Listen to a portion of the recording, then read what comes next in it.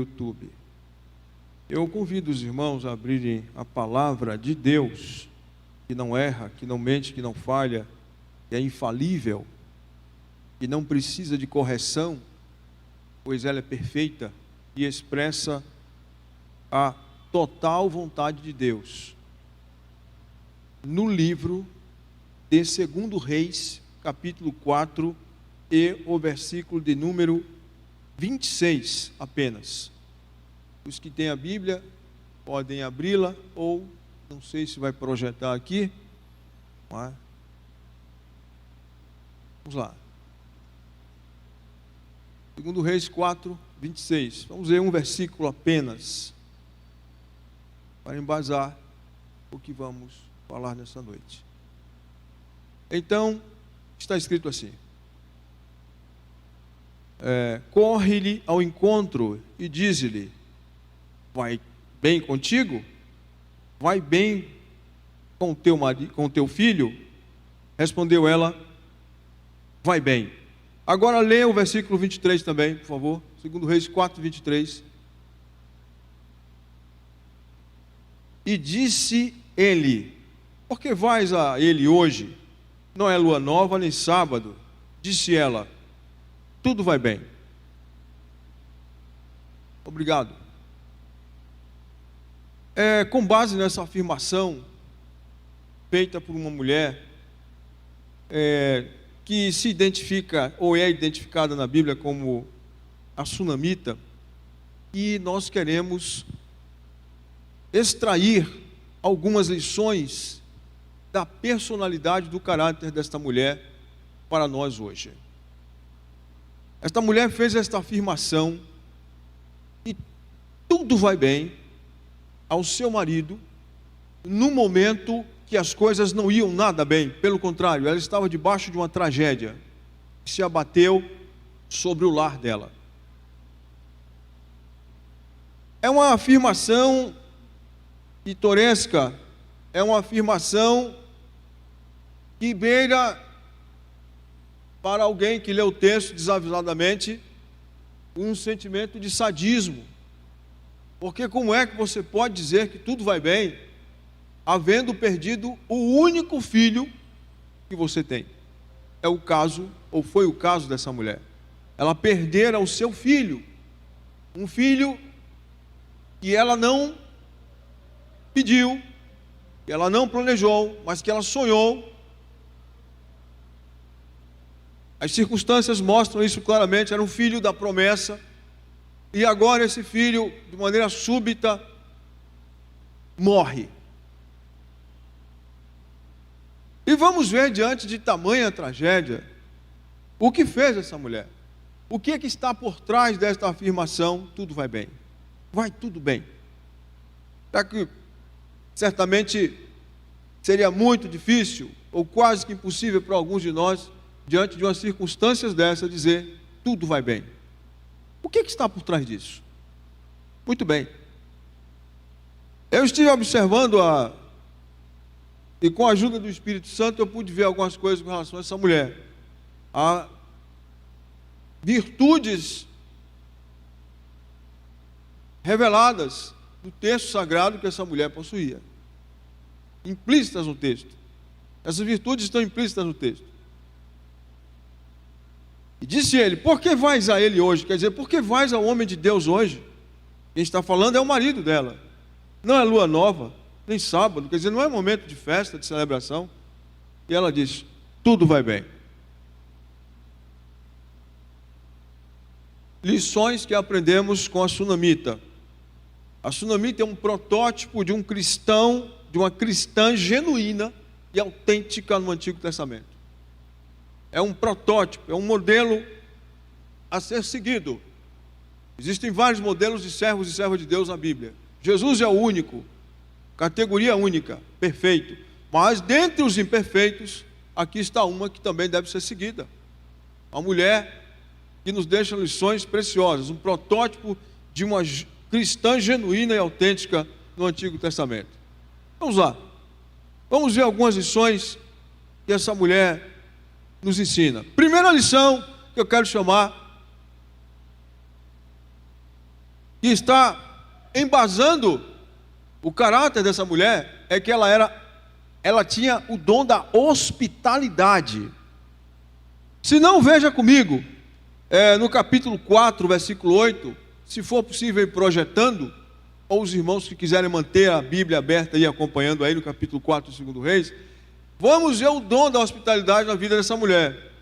O versículo 8 diz assim: sucedeu também um dia que, indo Eliseu a Sunem, região, estado, província onde aquela mulher morava, lugar onde ela morava, havia ali uma mulher rica, a qual o reteve a comer pão. Observe, ela fez um esforço para deter o servo de Deus, ela não foi omissa, ela foi hospitaleira, ela buscou detê-lo, no bom sentido, para dar-lhe acolhida, dar-lhe pousada e dar-lhe hospitalidade. E ofereceu refeição para ele, o deteu e o reteve para comer pão.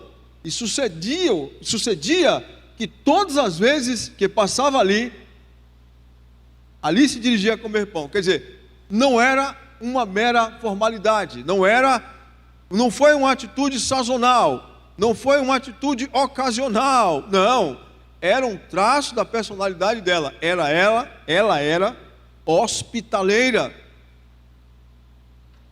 Ela era hospitaleira.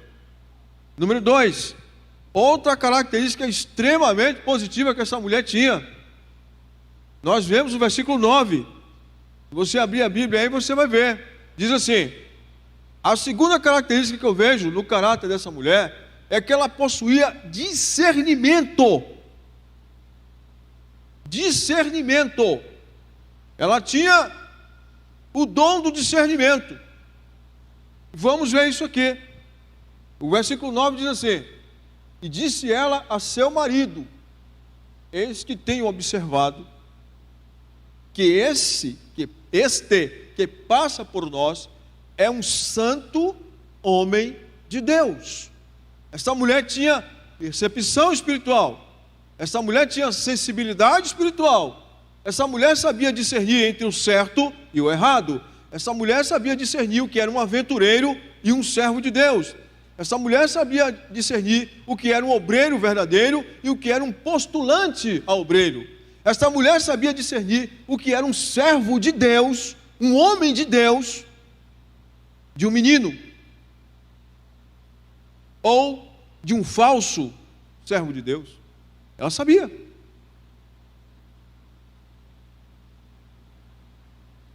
E aí, se eu for falar que essas qualidades dessa mulher estão em franca extinção no nosso meio hoje, franca extinção, o dom do discernimento parece que sumiu da igreja, desapareceu. E se alguém ousar ter instrumento de Deus para manifestá-lo, certamente em algumas comunidades cristãs será reprimido, podendo até ser banido.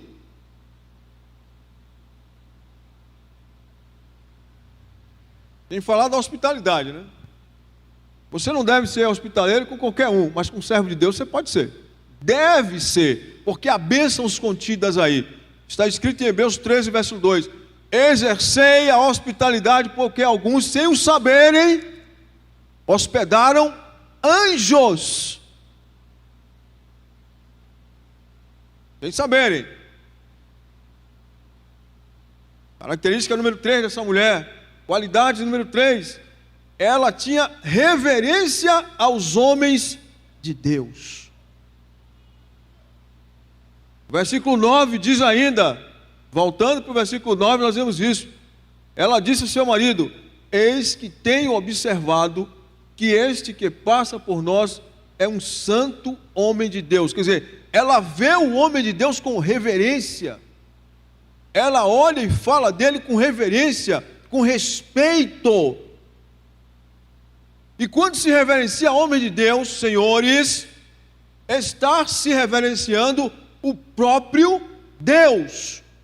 Eu lhe explico. Você está vendo Deus nesse templo aqui? Não.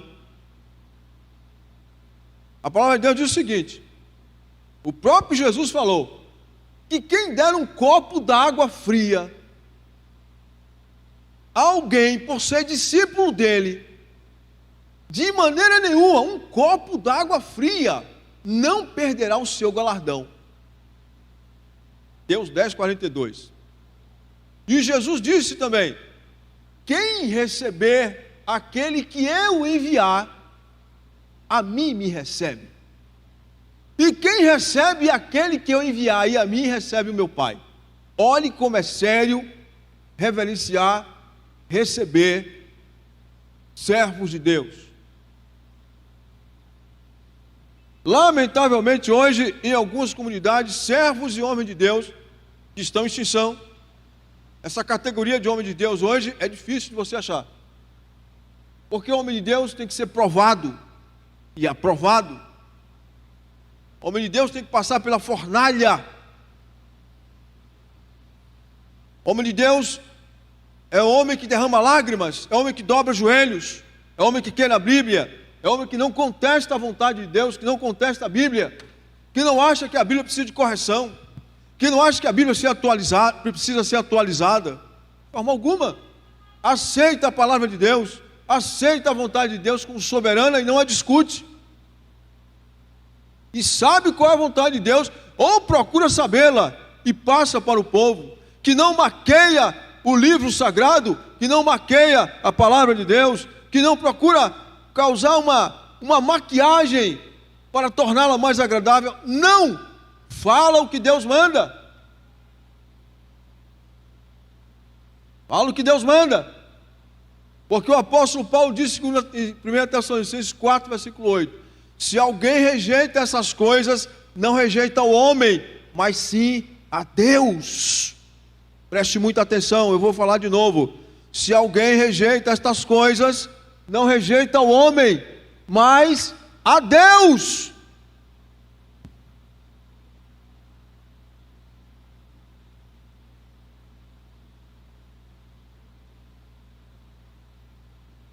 Quarta característica dessa mulher: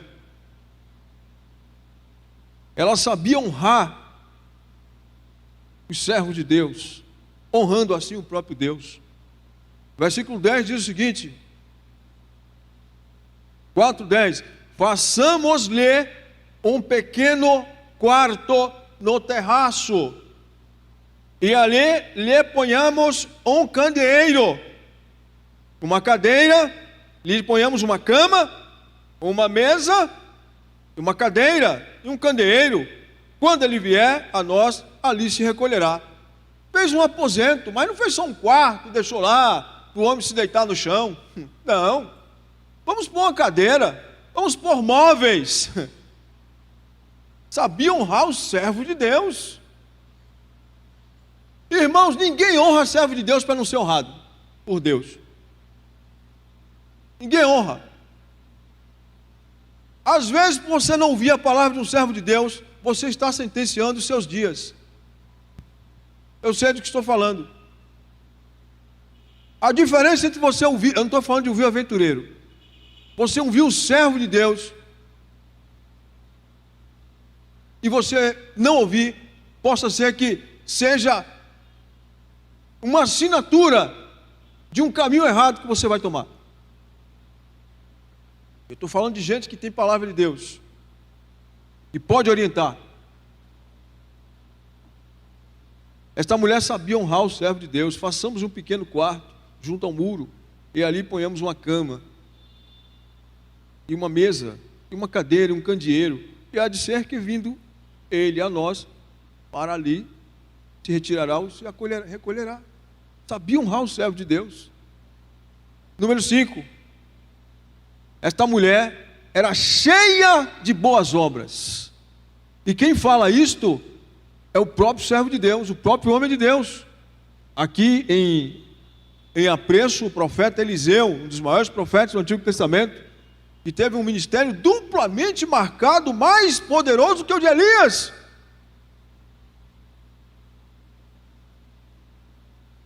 No ministério de Elias foram registrados 7 milagres. Em Eliseu são 14 milagres, o dobro. Homem de Deus. Eu vou repetir. Homem de Deus. Que não vendia o seu ministério. Que não procurava ajustar o seu ministério aos pensamentos dos dias atuais, daqueles dias. Não. O homem de Deus não tem vergonha de dizer a verdade. O homem de Deus não procura agradar a maioria. O homem de Deus não procura agradar nem a igreja. Porque a igreja, se quiser agradar a Deus, ela deve obedecê-lo incondicionalmente. Quem tem a chave do céu, senhores, não são os membros da igreja. Você não tem a chave do céu. Quem tem a chave dos céus é o Senhor, e entra lá quem Ele quer, quem faz a vontade dEle, quem busca fazer essa vontade, quem luta e se esmera por fazer essa vontade. Essa mulher é uma mulher cheia de boas obras. Versículo 13 diz: porque lhe dissera, Eliseu falando dela, diz-lhe: eis que tu nos tens tratado com todo desvelo, que esse há de fazer por ti. Haverá alguma coisa que se fale por ti ao rei, ao chefe do exército? E disseram a ela: eu habito no meio do meu povo. Quer dizer, está tudo bem, profeta. Então disse ele: que há de se fazer por ti, por ela? Então Geazi disse: ora, Geazi era o servo do profeta, ela não tem filho e seu marido é velho. Quer dizer, havia um problema ali. Mas ele reconhece as obras daquela mulher. Ele reconhece: olha, ela tem nos tratado com toda a dedicação. Não é algo incidental. Essa mulher honra servo de Deus. Irmãos, que lição para nós hoje. Eu já vi servo de Deus que já está na eternidade, pastor de uma grande igreja aqui de Salvador. A mulher dele também já está na eternidade. Os dois já partiram.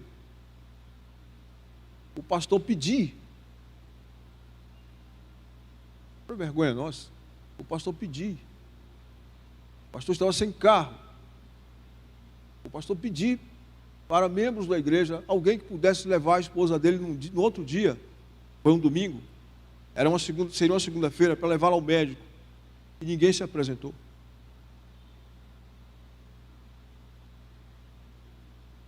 Ninguém se apresentou. Essa mulher, ela tratava o servo de Deus com todo desvelo. Mas ainda a gente assim hoje, que trata o servo de Deus com todo desvelo, com dedicação. Porque Jesus disse: quem me honra, honra meu Pai. Aí você: eu estou honrando o pastor. Pois é, você está vendo quem no pastor? Quem é que você está vendo no servo de Deus? Você está vendo Deus na vida dele? A diferença está aí. Como é que você vê o seu pastor? Como é que você vê os homens de Deus na igreja? Eu estou falando de homem de Deus, não estou falando de gente que diz que é e que não é. Tem que ser testado e aprovado. Nós temos que nos submeter a provas, ser submetidos a provas. O servo de Deus deve ser honrado. A igreja precisa aprender a honrar o servo de Deus, porque por estas atitudes vem bênçãos. Ora, se você não honra quem você está vendo, como é que você vai honrar quem você não está vendo? Eu vou lhe fazer uma pergunta, filho e filha, amado e amada do Senhor. Se você não honra quem você pode tocar, como é que você vai honrar alguém que você não está vendo, que é Deus? Ah, eu amo meu irmão. Eu amo a Deus. Você não ama o seu irmão que você está vendo? Como é que você ama a Deus que você não está vendo? Pois dele temos esse mandamento, 1 João 4, 21. Dele temos esse mandamento, que quem ama a Deus, ame também o seu irmão. Deus não fica com ciúme de você amar o seu irmão, não. Pelo contrário, amar o seu irmão é uma expressão de amor a Ele, de obediência a Ele. Honrar servo de Deus é uma expressão de honra ao próprio Deus. Isso está em extinção na igreja. Verdadeiramente, o dom dessa mulher, os dons estão em extinção. Mas não é porque o Espírito Santo deixou de atuar, não. É porque os crentes se tornaram incrédulos, estéreis em alguns casos até infrutíferos, e não buscam mais essas coisas. Sexta característica dessa mulher: era uma mulher de fé sólida e madura. Fé sólida e madura. Vejamos aqui no versículo 16. Ele disse, Eliseu disse a ela: a este tempo determinado, segundo o tempo da vida, abraçarás um filho. E disse ela: não, meu senhor, homem de Deus, não mintas a tua serva. Parece que ela está expressando incredulidade. Não, ela está dizendo o seguinte: profeta, é sério mesmo o negócio? O senhor está falando sério? Não brinca comigo, porque se for sério eu vou agarrar, eu vou crer. Era uma mulher de fé, é uma mulher que punha à prova até o que o profeta estava falando. Fé sólida, não era uma que ouve qualquer um falar. O canto do cisne, é muito fácil, né? O canto do cisne, o canto da sereia. Não, tem que provar o que está falando, com atitudes. Servo de Deus tem que ter sua palavra provada. Servo de Deus não prega filosofias. Servo de Deus não prega, se é para ter aula, irmãos, com todo respeito, filosofia, tudo é bom. Tudo isso tem seu lugar, na horizontalidade. Agora, se você está falando a palavra de Deus, fale a palavra de Deus.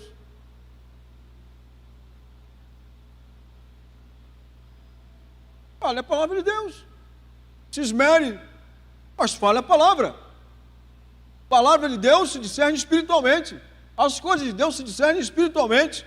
A minha palavra, diz o Senhor, as palavras que vos tenho falado são espírito e vida.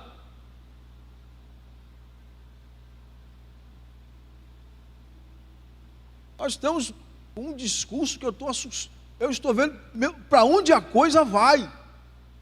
Para onde a coisa vai. Os crentes estão com a coceira, não sei aonde, me permita, estão querendo mudar. Não está dando, não estou me sentindo bem na igreja. Eu estou indo, tem que ter alguma coisa a mais para me atrair. O que é que tem que lhe atrair na igreja, se não a pregação deste livro? Você não diz que ama a presença de Deus? E por que você não vem para o culto de oração? Por que você não vem orar? Porque quando chama para orar, some. Onde está você?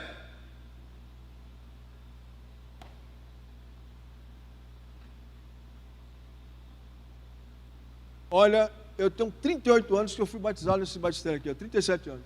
14 de julho fez 37 anos. De lá para cá, muitos jovens da minha época não andam mais com o Senhor. Eu não estou me auto-glorificando, não, pelo contrário. Eu estou dizendo que muitos até partiram. Eu conheci jovens que bebiam cerveja sem álcool. Eu saía com eles, eram irmãos na fé, e diziam: rapaz, você não vai tomar antes? Não, vou tomar meu suco. Eram meus amigos, irmãos em Cristo. Eu vou tomar sem álcool. Nem com álcool, nem sem. Nem com, nem sem. Pela misericórdia de Deus, pela graça infinita do Senhor Jesus Cristo, 38 anos o Senhor me sustenta até aqui. E alguns deles não andam mais com o Senhor, e até alguns já partiram.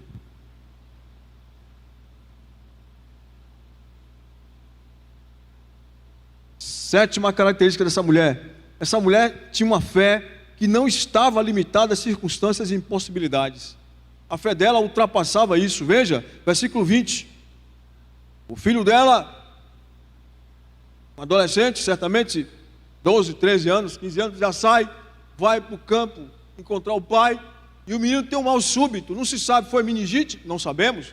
Foi um aneurisma? Nós não sabemos. O menino diz: ai minha cabeça, ai minha cabeça. E o homem, o pai, meio desligado, diz: ó, pega e leva para a mãe. Mandou o servo levar para a mãe. E ele o tomou e o levou à sua mãe, o servo, e esteve sobre os joelhos dela, os seus joelhos até o meio-dia, e morreu. Aquela mulher não saiu gritando, fazendo escândalo, desesperada. Ela vê o filho morrer, aqui, no colo dela. mas ela não entra em desespero, ou seja, o desespero está dentro dela, mas ela não se deixa levar por ele. O fogo da aflição está queimando a alma dela. A fé daquela mulher está sendo testada num nível inacreditável, senhores. O filho foi Deus que deu, ela nem pediu. E o que ela faz? Sai gritando para as vizinhas, vociferando, fazendo escândalo, falando mal de Deus, Deus é infiel, olha aí. Ó. Ela subiu ela e o deitou sobre a cama de quem? Do homem de Deus, daquele quarto que ela fez lá. Eliseu não estava ali. Ela sobe, carrega o corpo do seu filho morto e põe sobre a cama. Depois ela fechou a porta e saiu. Preste muita atenção. O problema estava lá, a tragédia estava lá, mas ela não saiu noticiando ao noticiário das 10 da manhã, ou das 3 da tarde, ou das 8 da noite. Ela fechou a porta do quarto, pôs o filho morto, implodindo de angústia, e sai calada. Nem ao marido ela fez saber. O que você faria? O que vai adiantar você ficar contando seus problemas para os outros? O que vai adiantar você continuar contando sua vida, suas dores para quem não pode resolver? Será que você aprende alguma coisa com essa mulher? O que vai adiantar? Vai aliviar suas dores? Vai tirar o seu problema? Ou vai multiplicar o número daqueles que tomam conhecimento do seu problema, sem poder lhe dar a solução? Outra coisa, não conte seu problema para gente que não tem graça para orar por você.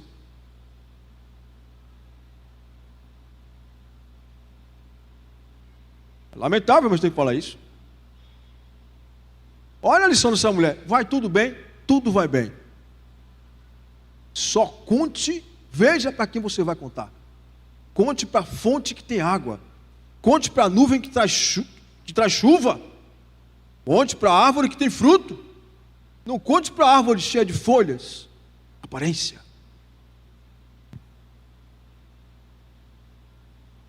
Oitava lição. Se mantinha fiel mesmo estando na fornalha da aflição. Pega o filho, põe sobre a cama do servo de Deus, calada. Dor tremenda. Era o filho, não era o sobrinho nem o neto, não era o filho único. Nona característica, não se afastou do seu pastor e líder espiritual. Olha a enrascada que Eliseu entrou. Eliseu profetiza o filho da mulher, agora o filho da mulher anos depois morre. Ela não se afasta dele não. O versículo 21 diz o seguinte: e subiu ela e o deitou sobre a cama do homem de Deus, fechou a porta e saiu. Feche a porta de sua vida, feche a sua alma, feche a sua boca, não desague os seus problemas gratuitamente a todas as pessoas.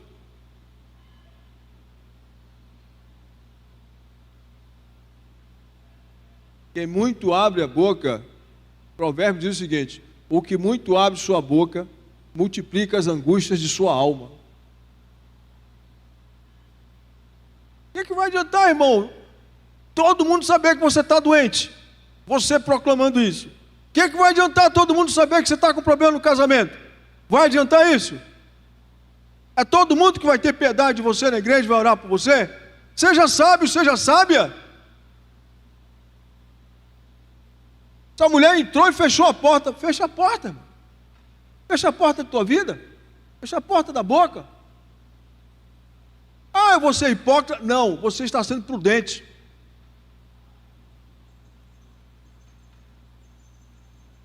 Seja sábio.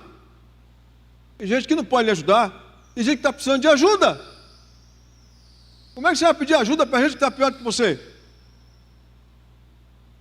10º, Ela era sábia e guardava silêncio nos dias maus, era discreta e não demonstrava o desespero que a afligia. Era sábia, ficou calada, nem para o marido demonstrou.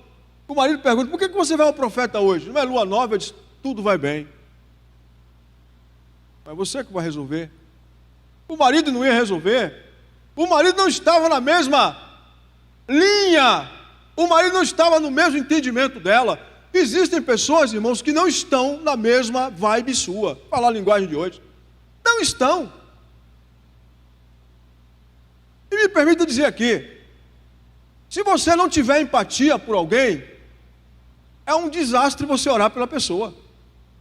Você pensa que Deus é o quê? Um ator, é? Você não está nem aí para o problema da pessoa, você vai orar e Deus vai atender automaticamente. Não é assim não. Você tem que estar empaticamente ligado a essa pessoa.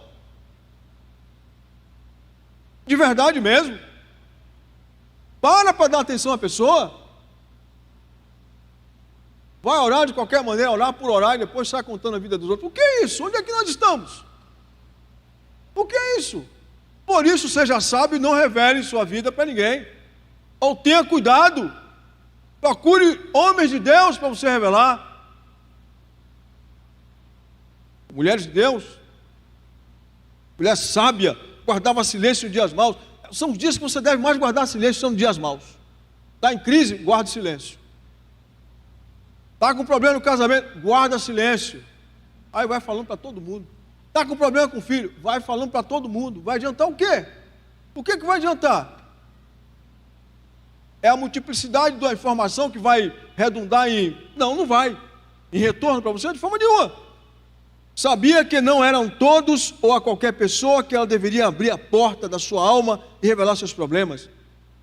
4, 22 e 23, chamou o seu marido e disse: manda-me um dos moços e uma das jumentas, para que eu corra ao homem de Deus. Observe, para que eu corra. Ela disse, deu até uma senha, né? Para que eu corra ao homem de Deus. E disse ele: por que faz ele hoje? Não é lua nova nem sábado? Ela disse: tudo vai bem. Tudo vai bem. Calma, filho, está tudo bem. Ela não deu a sentença por encerrada. Ele está morto. Ela disse: tudo vai bem. Ela podia dizer: acabou o nosso sonho de paternidade, maternidade, acabou. Ela não disse isso. Ela mantém a chama acesa. Tudo vai bem.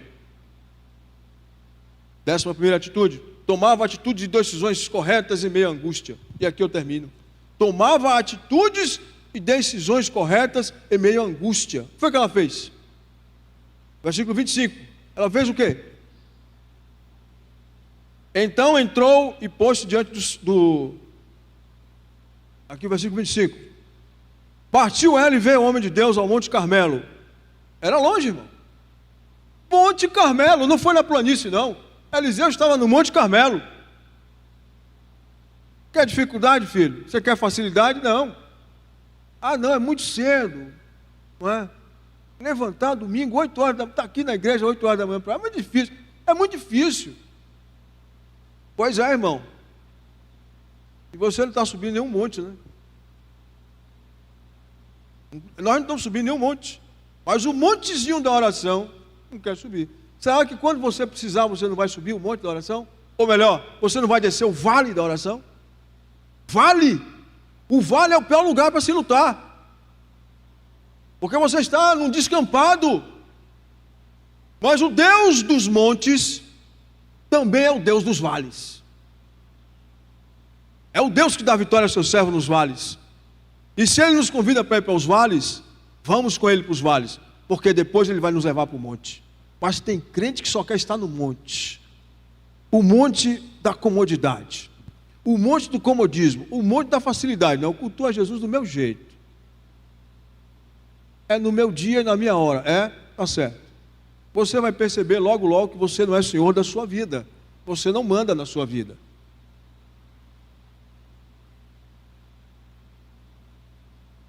Aconselho que nós saiamos do comodismo antes que Deus nos tire do comodismo. Porque se Deus nos tirar do comodismo, não vai ser com instrumentos tão leves e suaves não, irmãos. Viu? E não venha dizer que Deus é amor, porque Deus é amor, mas Deus também é justiça. Não pegue só uma face da moeda. Deus é amor. Deus não pune ninguém. Pune. Você está lendo a Bíblia de cabeça para baixo. Eu castigo e repreendo, e castigo a todos quantos amo. Apocalipse 3:19.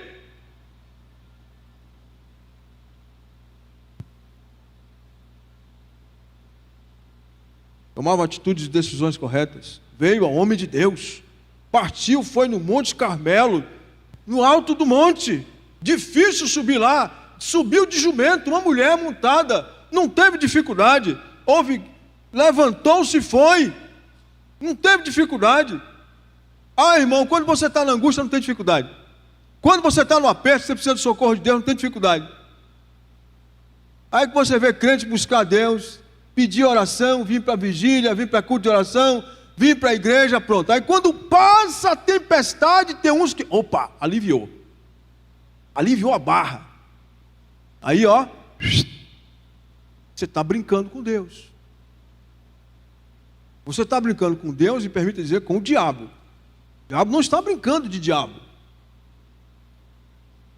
O demônio não está brincando de ser demônio. Pastor, existe demônio? A Bíblia fala dele. A Bíblia fala dele. Tem crentes que tem alguns pastores, alguns filósofos que dizem, não, o diabo não é uma figura mitológica. Não é mitológica não, é real. É um demônio, é um ser maléfico. Jesus chamou ele de o maligno.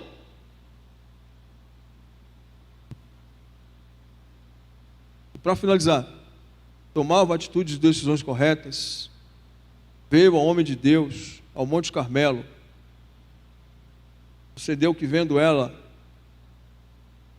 pois, que vendo-a, o homem de Deus de longe disse ao seu moço, eis aí a sunamita. Eliseu não sabia o drama, a tragédia que se abatera sobre aquela mulher. Ela então toma a 12ª atitude. Ela queixou-se a pessoa certa. Você quer se queixar? Queixe-se a pessoa certa. Queixe-se para Deus. Feche a porta do seu quarto e se queixe. Você confia no seu pastor e deve confiar? Queixe-se para ele. Pastor, não estou entendendo. Me ajude a entender. Me ajude a crer. Queixe-se para a pessoa certa. Se abra com a pessoa certa.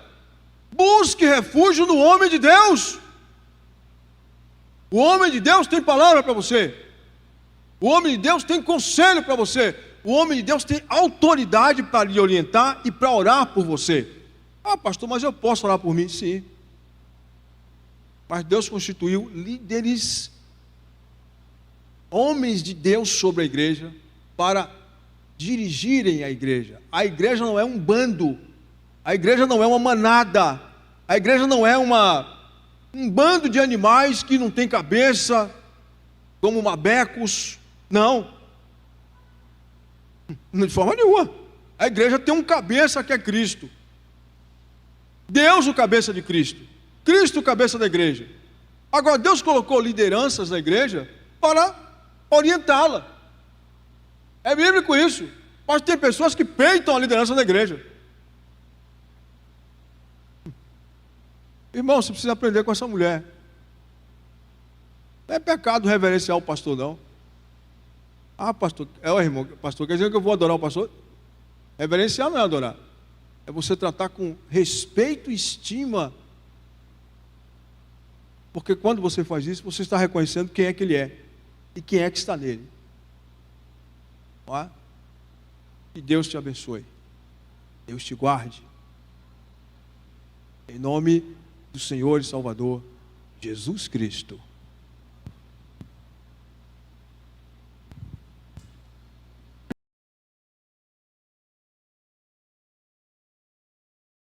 O profeta Jeremias, no capítulo 29, versículo 7, diz: orai pela paz da cidade a qual vos fiz transportar, porque na sua paz vós tereis paz.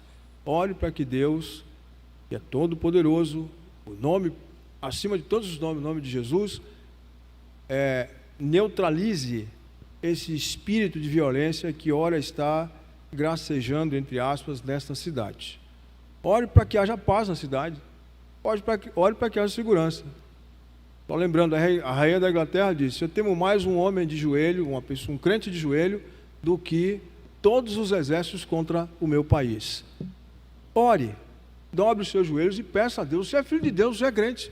Senhor, derrama paz nessa cidade, amarra, repreende os espíritos de violência, porque a coisa está fora do controle e nós estamos nessa cidade. Na sua paz, está escrito, vocês terão paz. Ore pela paz da cidade, porque o único que pode fazer isso é Deus. Para que Deus abençoe as autoridades e para que haja paz na cidade, em nome do Senhor Jesus Cristo. Deus bendito, nosso Pai, leve estes irmãos que aqui estão em paz para suas casas, para seus lares, protege-os. E a cada irmão e irmã que está em seu lar, acompanhando este culto pela internet, seja ele igualmente protegido, preservado, livre de todo mal, e que o Senhor os abençoe e os guarde, que o Senhor faça resplandecer o seu santo rosto sobre eles, sobre nós, e tenha misericórdia de cada um de nós. O Senhor sobre nós levante o seu santíssimo rosto, nos livre do mal, ponha-nos fora dos dardos inflamados do maligno, fora do alcance deles, e nos dê a paz. E que a graça do Senhor Jesus Cristo, o amor perene de Deus nosso Pai, a comunhão do Espírito Santo seja com todos aqui e com todos os irmãos que estão em casa. Em nome de Jesus, e todos digam amém.